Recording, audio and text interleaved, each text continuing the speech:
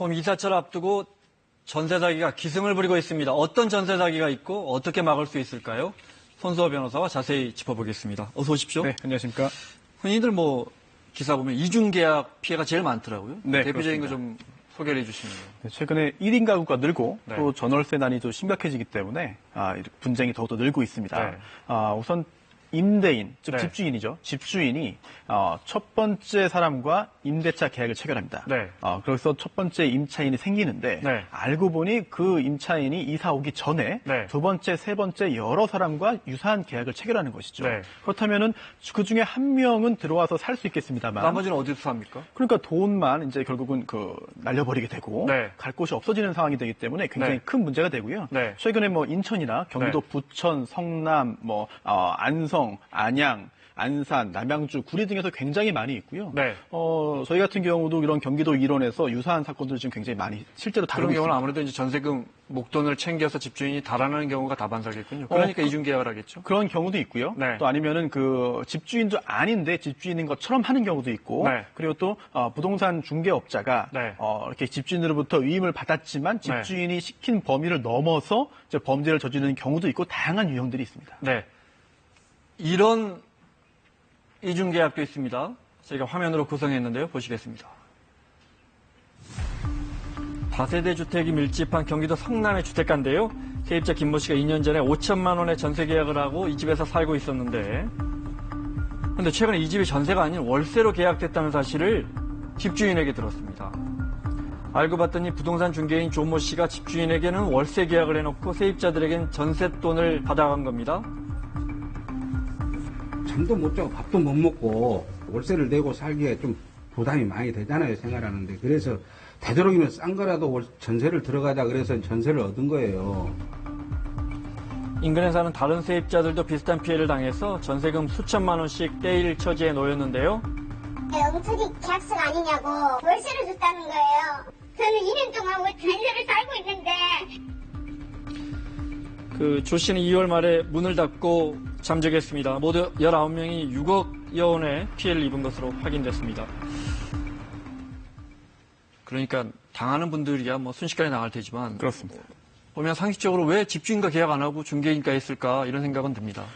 그렇게 할 수밖에 없는 상황이 또 발생합니다. 네. 왜냐하면 일단 집주인 입장에서는 생활도 바쁘고 또 이제 실제로 거주하는 곳이 멀리 있을 수 있습니다. 네. 심지어 해외에 거주하는 경우도 있거든요. 네. 이런 경우에는 직접 나와서 계약 체결할 수 없기 때문에 네. 인근에 있는 부동산 중개업자에게 부동산 중개 위임 계약을 체결합니다. 사실은 소액 물건인 경우에 그런 경우가 많죠. 그렇습니다. 네. 그리고 원룸 건물이나 오피스텔 같은 경우에는요, 건물 한 채를 한 명이 소유하고 있지만 여러 그런 가구가 있기 때문에 네. 계약 건수가 많아집니다. 네. 이럴 경우에는 불편하기 때문에 부동산 중개업자에게 맡기는 경우가 많고요. 네. 그렇다 보니까 부동산 중개업자가 이렇게 중간에 농간을 부리는 경우가 많습니다. 네.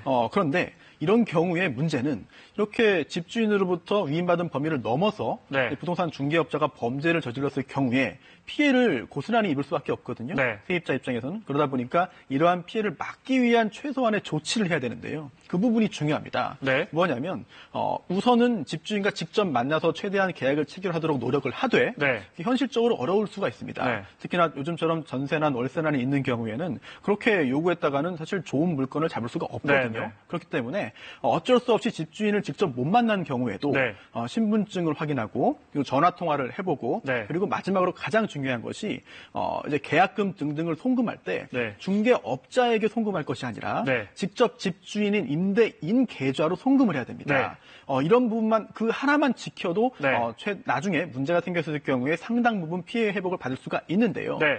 자칫 잘못해서 중개업자에게 송금을 해버렸을 경우에는 또는 제3자에게 위임받은 제3자에게 그렇습니다. 이런 경우에는 사실 집주인의 책임을 묻기가 어려워지기 때문에 네. 굉장히 큰 피해를 입을 수밖에 없게 되겠죠. 그러니까 분명히 한 가지는 알았습니다. 그러니까 우리가 등기부 등본에 나와 있는 집주인과 그 홍길동이라는 이름을 확인한 다음에 그 홍길동의 계좌로 돈을 보내면 큰 문제는 없다 이 말씀이시죠. 그런데 그렇습니다. 어디 위임받은 뭐 중개인한테 보낸다거나 누구 제3자한테 보내면 전해줄게요. 이러면서 사고가 난다 이 말씀이시죠. 보통 그런 경우에 범죄가 이제 네. 끼어 있고요. 네. 개입되어 있고, 그럼 나중에 범죄 사실이 밝혀져서 형사처벌을 받도록 하게 한다 하더라도 네. 이미 이런 범죄를 계획한 경우에는 돈을 다 다른 곳으로 돌려버리거나 네. 아니면 탕진했거나 그렇죠. 그렇습니다. 네. 결국은 범인은 잡았지만 손해는 배상받을 길이 없는 굉장히 안타까운 일이 생기기 때문에 네. 이 부분 송금하실 때는 꼭 등기부 등본상의 집주인인 임대인에게 송금하여야 한다라는 네. 점만은 꼭 기억하시기 바라겠습니다. 네. 사례 한두 개 더 보겠습니다. 저희가 사례를 그래픽으로 준비했는데요. 네. 경기도 광명시에 사는 B 씨인데, 아니, 계약하고 들어갔는데, 중개사랑 계약했는데, 한 아파트에 처음에 말씀하신 사례인 거죠. 세 가구가 중복 계약되어 있는 거예요. 이런 경우에 집주인이 물론 다른 여러 중개인들과 했을 가능성이 있죠. 네. 책임은 누가 집니까? 중개사가 잘못한 겁니까? 아니면 들어간 전세 세입자가 잘못한 겁니까? 누가 책임집니까? 이 경우에는 부동산 중개업자가 네. 중복 계약을 했기 때문에 책임을 질 것으로 보이는데요. 네. 하지만 이런 부동산 중개업자가 잘못을 했다 하더라도 네. 조금 전 말씀드린 대로 형사 책임을 이제 물을 수는 있겠지만 네. 만약에 그 안 좋은 의도를 가지고 계약금 등등을 받아서 네. 다른 곳에 다 탕진해 버렸거나 아니면 은닉했을 경우에는 네. 고스란히 세입자들만 피해를 볼 수밖에 없습니다. 네. 이러한 현재 그 안타까움이 굉장히 많고요. 유사한 그런 피해 사례들이 점점 늘고 있기 때문에 네. 주의를 하셔야 되겠습니다. 중복 계약을 해서 그럼 금방 드러날 거 아닙니까? 이사하면 금방 드러날 거 아닙니까? 이 말은 네. 결국 그 돈을 갖고 잠적하겠다는 의도가 숨어 있는 거죠. 이미. 그렇습니다. 네. 그렇기 때문에 다른 사람의 마음을 사실 알 수는 없죠. 네. 하지만 짐작할 수는 있습니다. 네. 뭐냐면요. 주변의 시세보다 너무나 낮은 가격으로 나온 물건의 경우에는 네. 좀 조심을 하셔야 됩니다. 네. 왜냐하면 이게 여러 건의 계약을 동시 중복해서 체결한다. 네. 이런 범죄 계획을 세운 경우에는 네. 오랜 기간 동안 범죄를 할 수가 없습니다. 네. 즉 거의 같은 날에 이사가 이루어지도록 계약을 체결하고 돈을 챙긴 다음에 도주를 하거든요. 네. 그렇기 때문에 다른 주변의 시세보다 낮은 가격으로 건물을 내놓을 수밖에 없습니다. 네. 따라서 주변의 시세를 항상 확인을 하시고요. 네. 특히나 주변에는 여러 곳의 부동산 중개업소를 방문하실 필요가 있겠고 네. 그런데도 유독 낮은 가격이다라고 네. 한다면 한 번쯤 의심을 해보셔야 됩니다. 그럼에도 불구하고 사실 우리가 뭐 낮은 데에 가려고 하잖아요.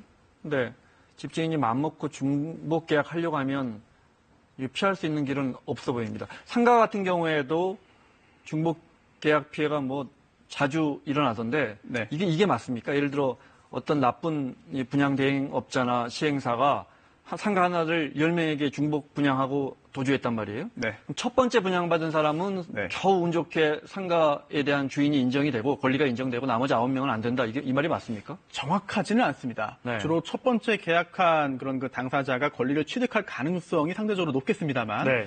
이중 매매 계약이 체결됐을 경우에 부동산의 이중 매매 계약이 체결될 경우에 우리 대법원은 그 후에 등기가 먼저 이루어지면 소유권을 취득할 수 있다고 하고 있습니다. 네. 따라서 첫 번째 매매 계약을 체결한 당사자라 하더라도 등기를 빨리 한 사람이 오히려 권리를 확보할 수가 있겠군요. 그렇습니다. 일단 그 여러 명과 계약을 체결한 것 자체가 네. 배임죄에 해당할 수 있습니다. 네. 따라서 형사처벌 대상이 되겠죠. 네. 특히나 첫 번째 계약 당사자에게 중도금이나 잔금을 받은 후에 다른 사람과 똑같은 계약을 체결한다면 네. 이거는 배임죄이기 때문에 형사처벌을 받게 됩니다. 네. 그러나 두 번째, 세 번째, 네 번째의 계약 체결자들이 네. 적극적으로 이러한 집주인의 배임 행위를 유도, 권유했다. 네. 이런 경우에는 무효가 되지만 네. 그게 아니라 몰랐다. 네. 모른 상태에서 두 번째, 세 번째, 네 번째 계약의 당사자였다라고 한다면은 네. 또는 알았지만 그냥 안 상태로 했다라고 한다면 등기를 먼저 이제 이행하게 된다면 소유권을 네. 취득할 수 있습니다.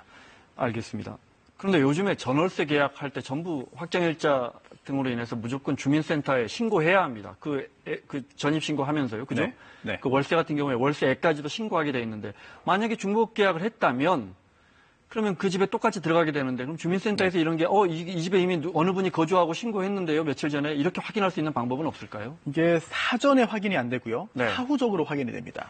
일단 어떤 사람이 이제 그 임차인으로서 임대차 계약을 체결하고요. 네. 전입신고하고 확정일자도 받았습니다. 네. 이런 경우에는 주민센터에 가서 그 해당 주택에 주민등록 전입세대 열람 신청을 하면 네. 확인할 수가 있습니다. 네. 그런데 중요한 것은 본인이 이제 계약금 등을 지불하고 계약 체결하고 전입신고하기 전에 확인하는 것이 중요한데요. 네. 현재 시스템상으로는 이해관계인이어만 네. 신청할 수 있기 때문에 네. 좀 제도에 좀 허술한 점이 있습니다. 네. 그래서 이런 경우에는요, 집주인, 즉 임대인에게 요청을 해서 네. 제가 직접 확인할 수 없으니 먼저 이걸 좀 떼서 보여주십시오. 네. 라고 해서 확인한다면 위험성을 좀 낮출 수 있겠죠. 사실 그런데 우리 현실에서 세입자가 집주인에게 그런 거 부탁하기가 쉽지는 않습니다. 네. 제도와 현실과 이상의 괴리가 네. 분명히 존재합니다. 네. 자, 두 번째 사례 하나 더 보겠습니다. 네.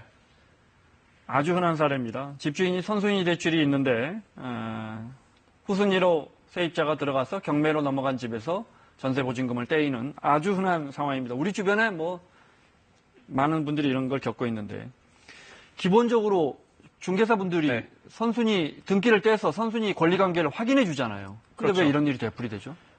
일단 공인중개사가 네. 이러한 그 업무를 잘 이행했고 설명을 했는데도 네. 그걸 망각해가지고 임차인이 계약을 체결했다라고 네. 한다면은 임차인의 책임이기 때문에 중개인에게 책임을 묻기는 분명히 어렵다고 할 수 이거는 있습니다. 설정이 근저당이 1억 원이 잡혀 있어요라고 중개사분이 설명을 했는데 네. 계약서에도 써져 있는데 들어갔다면 그건 중개사 책임은 아니다 이 말씀. 그렇습니다. 네. 하지만 공인중개사가 이 네. 계약을 성사시킬 목적 등으로 욕심 등으로 등기부등본 확인할 필요 없고요. 네. 저만 믿으면 됩니다. 네. 한번 하시죠. 이렇게 적극적으로 현혹해서 계약을 체결했다면 네. 공인중개사의 책임이 인정될 것이고요. 네. 하지만 이런 경우에도 아무리 공인중개사가 괜찮다 믿으라 현혹을 했다 하더라도 네. 확인하지 않은 임차인의 책임도 있습니다. 따라서 판례에 따르면요, 네. 적어도 확인하지 않은 임차인의 책임이 30%다라고 네. 하는 판례가 있기 때문에 언제든 조심을 하셔야겠죠. 네. 결국 자신이 책임질 수밖에 없다 이 말씀이시죠. 그렇습니다. 네. 자, 집주인과 세입자 분쟁 여러 가지가 있는데 이런 분쟁도 있습니다. 한번 보시겠습니다. 서울의 한 다가구 주택인데요. 세입자가 사는 집 현관문에 드나들지 못하게 집주인이 옷을 박아놨습니다. 연락이 안 되고 문자를 보내도 답도 없고 통화를 하고 사람을 만날 수가 없으니까 있어도 안 열어주니까. 이 월세 30만 원에 살던 세입자가 점점 이제 월세를 내지 않고 10달치가 밀리니까요. 그 사이 두 번이나 현관문에 옷을 박아놨는데 그래서 이제 월세 일부를 받았는데 그러다 이제 세 번째까지 옷을 박아버린 거죠. 누가 가서 두들겨도 안 열어줄 기초도 없으니까 사람이 없는 줄 알고 사람을 만나려고 그런 거지. 신고를 받고 출동한 경찰이 못을 제거한 다음에서야 세입자가 나올 수 있었습니다. 집주인은 이 사건으로 입건됐는데요. 세입자가 월세를 내지 않는다고 해서 마음대로 돈을 퇴수하면 권리행사 방해로 처벌될 수 있습니다. 워낙 극단적인 경우입니다. 네. 흔한 경우기도 합니다. 만약에 월세 세입자 계속 나가지 않는다, 네. 보증금까지 다 공제되고요. 예, 공제됐는데도 나가지 않는다면 어떻게 해야 합니까 법적으로? 억울한 마음이 들어서 이게 내 집인데 네. 라고 생각하면서 들어가시면요. 네. 주거 침입죄가 오히려 성립하고요. 네. 또 자물쇠를 따고 가거나 아니면 들어가서 살림살이를 드러냈을 경우에 네. 그랬을 경우에는 재물 손괴죄도 성립할 수 있습니다.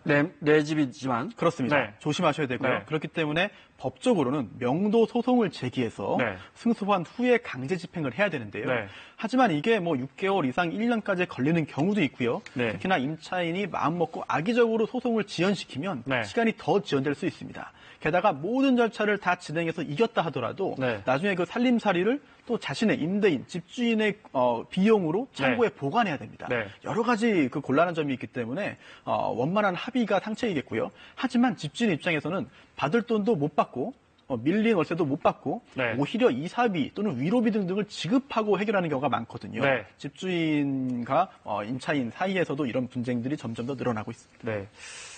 하나만 더요. 월세 계약 워낙 늘어나니까 특히 젊은 층들은 이렇게 온라인에서 계약서 받아가지고 네. 규정에 맞는 규격에 맞는 계약서 받아가지고 이제 집주인과 직접 계약하는 경우가 있거든요. 이것도 물론 그렇습니다. 법적으로 효력은 있는 거죠. 당연히 있죠. 어떤 걸 주의해야 합니까?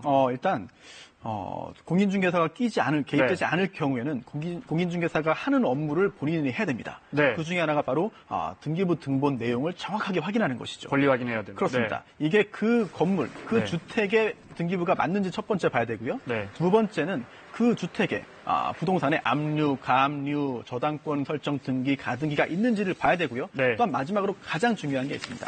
내가 지금 계약을 체결하라는 사람이 정말 이 부동산의 주인이 맞는가, 네. 임대할 수 있는 권리가 있는가 등등을 네. 확인하는 것이 가장 중요합니다. 네.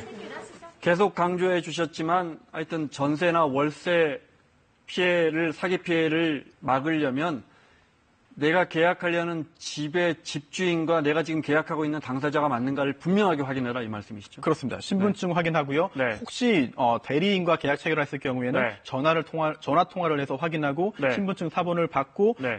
실제로 계약금 등등을 송금할 때는 네. 대리인이 아닌 정말 등기부 등본상의 집주인, 네. 주택 소유자 명의의 계좌로 송금하는 것이 필요합니다. 네. 반드시 집주인 명의로 송금해야 한다. 손수호 변호사와 함께했습니다. 고맙습니다. 네, 감사합니다.